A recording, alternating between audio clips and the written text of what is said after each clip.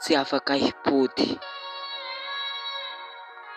Aza sahirana tsony le tsy mifona, efa sitrana lay foko voadona.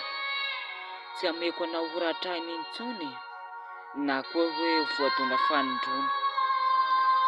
Aleo zaho irery, ianao mihevitra ho raha tsisy anao zaho de very. Non le tsy very amin'ny olona anankiray, hoy izay toky izay.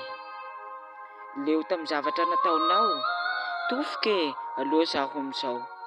Tomany foana ny ainako tany, ny aretako foana no ny fitiavako anao izany. Tamin'ny fotoana iny ianao no niala, nampitony kiteny foana ilay foko adala. Nanaiky hafa izay no safidinao, nentiko ambavaka mba hananako fo vaovao. Babinao tokoa ny amiko tamin'ireny tena nomeko anao ilay fitiavana volamena.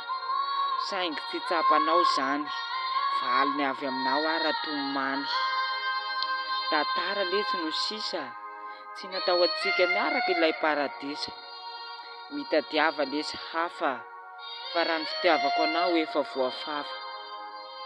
Aleo homeko olo hafa ngamba, satria ny antsika roa efa rava.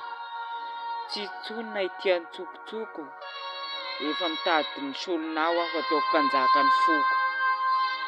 Tsara tsodrano fa za tsy antso tody, ataovy amin'ny sainao fa za tsy afaka hipody. RJ